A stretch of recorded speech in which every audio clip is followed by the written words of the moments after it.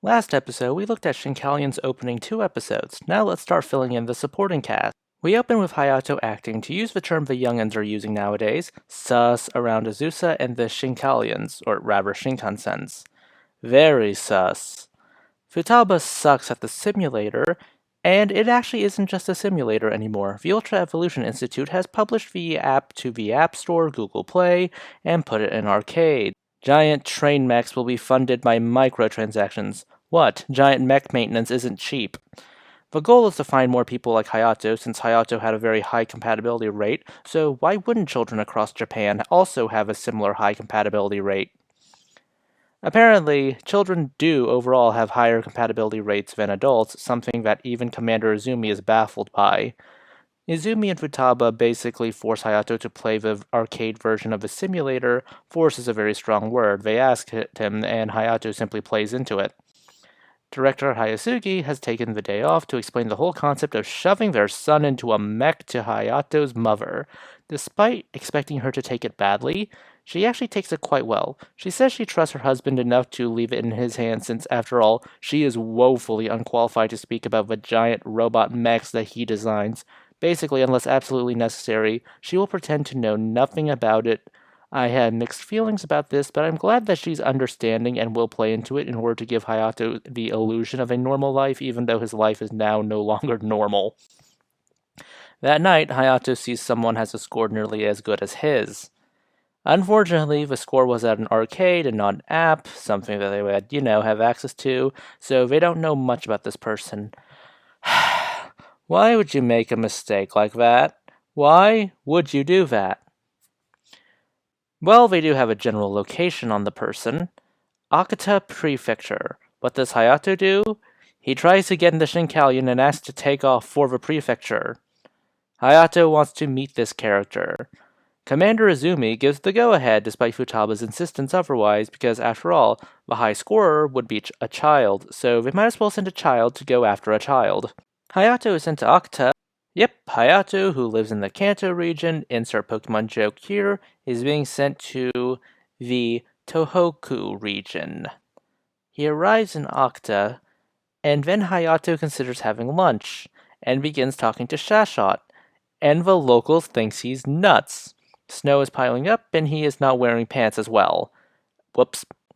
Hayato begins searching for the high scorer, but with no luck. Obviously, snow is picking up, and Hayato wants to get back to the station. Shashot has no GPS. I mean, why wouldn't you program an advanced robot like that with a GPS system just in case he got lost? Why? Or was he so bad at directions that they just wiped the GPS system out because they didn't want to somehow find him in a volcano or something like that? Hayato slips and falls.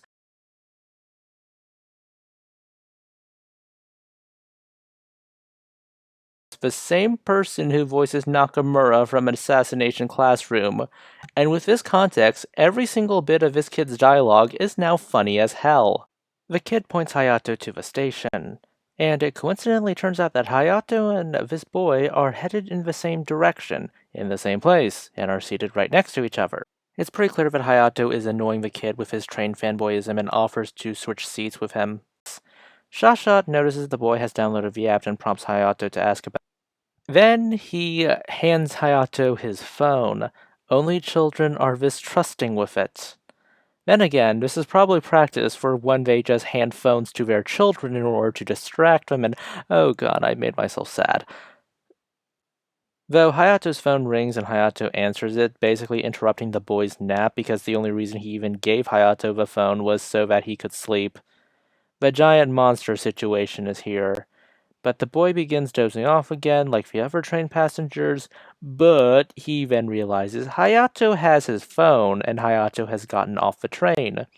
He manages to chase down Hayato and is baffled by the nature of whatever strange Shinkansen is this. Yeah, when the Shinkalion ends up in mech mode, apparently any passengers end up in the cabin. On one hand, if there was an assassin in the train, then they would be right here. On the other hand, that said assassin probably has found their target. Whatever, Hayato is shocked, and honestly the boy handles things quite well. Seriously, if I was 10 or 11 and this happened, my first reaction was probably to freak out tremendously. Hayato gets tossed around by the giant monstrous being like a rag doll, and a power core is detected by the sensors. Hayato is ordered to strike it, although that's going to be a difficult task because he can't see a thing. However, the boy saw the snow and sees it cute compared to what he usually has to deal with. Being a gunner, the boy asks for a gun to use on the giant monstrous being. Hayato basically just devolves the whole Grand Cross to this boy. And he fires on cue. Target down. We get confirmation that this boy is the one with the high compatibility rating based off the simulator score. His name is Akita. So his name is Akita, and he is from Akita. At least there are people named Paris from Paris, France, right? Or at least Paris from Paris, Tennessee, or Paris, Texas? I love how Akita's general reaction is bewildered amusement, but the only time he gets riled up about any of this is when he gets called a civilian. Now it's time for episode 4, which begins with Akita being taken to the Rail Museum and explained what the hell is going on. Apparently Shasha gets triggered when he gets called a toy. Prepare to hear a million, well, I see where this story's headed, and permutations thereof from Akita because that's sort of his catchphrase. So, after explaining the situation, Hayato asks whether he would be joined by Akita, though Akita isn't interested in being a pilot, or a driver. And of course, Hayato has to draw analogies based off of trains. While everyone expects this reaction, Akita remains strictly stoic. Okay, so describing the whole charging into giant evil monster battles as fun is more of a turnoff for Akita than anything else. Futaba interprets this hesitancy as fear, something Shashat also seems to agree with. However, Hayato doesn't see that. Don't worry, Hayato, the opening says he'll join you. Hayato begins running through scenarios in his head on why Akita is the way he is. He goes for the most mundane reasons like being forced to study a lot. It turns out Akita is part of a rifle team and was late meeting with them. Whoops.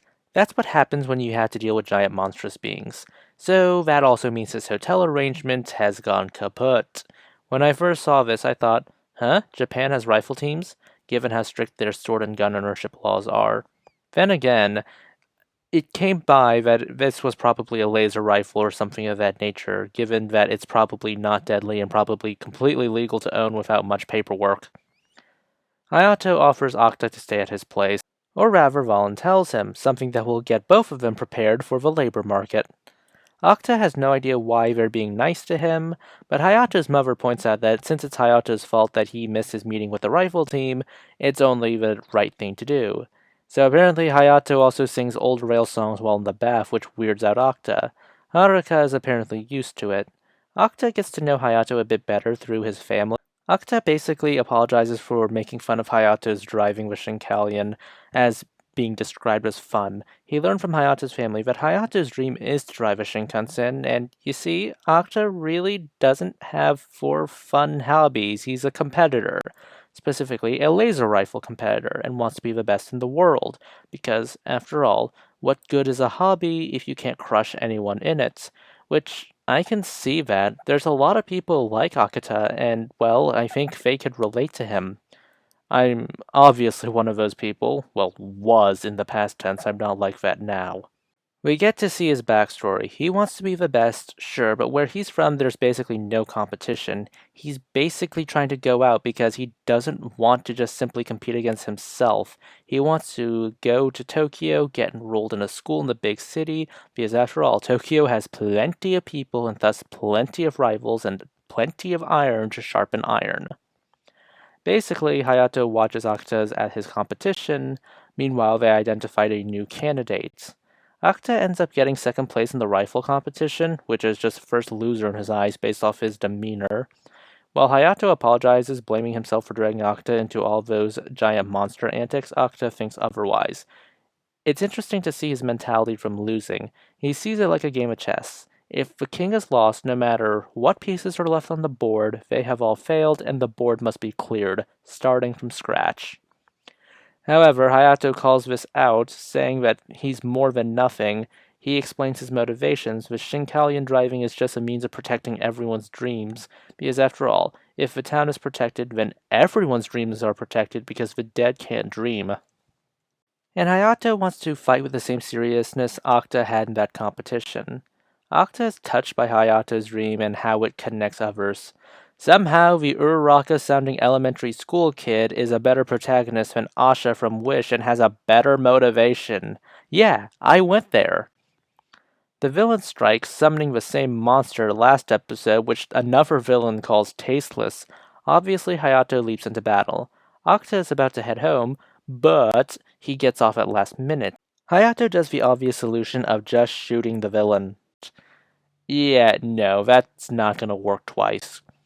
The Ultra Evolution Institute is really bad at this secrecy business as they waltz past Okta yapping about the giant monster.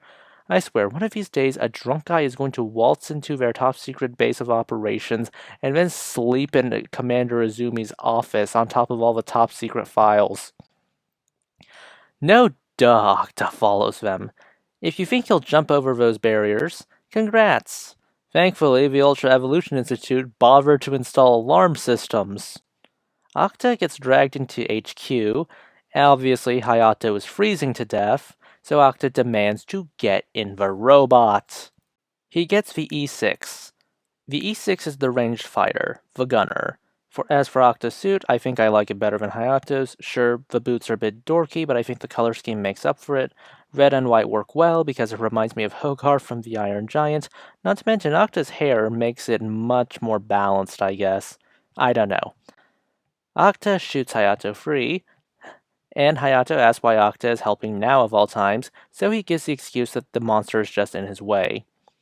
Getting straight to the point, Okta asks HQ if they can find the core. They can't use their sensors, but Okta's sensors, well, includes an advanced scope, which he uses. Hayato binds the monster, Okta activates the finishing moves, and snipes it right through the head. Okta has taken Hayato's philosophy to heart. This is a great introduction for Okta. He's the level-headed, reliable one who isn't weirded out too much by the giant robot. That not only makes him a good contrast to the more excitable Hayato and his more innocent nature, but he's also a nice deconstruction of the whole to be the best mentality. I'm not sure that was intentional, but it's odd to see the shift between protagonists wanting to be the best from the days when I was a kid and crushing their competitors to the character wanting to be the best shifted into a more supporting role. I do like the comedy surrounding Okta in episode 4 where he just leaps over the gates and strikes a superhero landing pose, only to be immediately shocked at the alarms going off. Then again, I was shocked at the alarms going off considering the Ultra Evolution Institute's, lax philosophy when it comes to secrecy and security. If I have anything to criticize, it's probably just how fast the second battle went. I don't know, maybe it's because I found it more interesting that Octa's skill in episode 3, and I would like to see him blunder and struggle a bit more with the Shinkalion, maybe to contrast the fact that he was being support in the cabin rather than actually being the guy in charge of it. Next time we get our third member of the original 3, please consider liking, subscribing, tipping the channel on Ko-fi. This is Cyril signing off.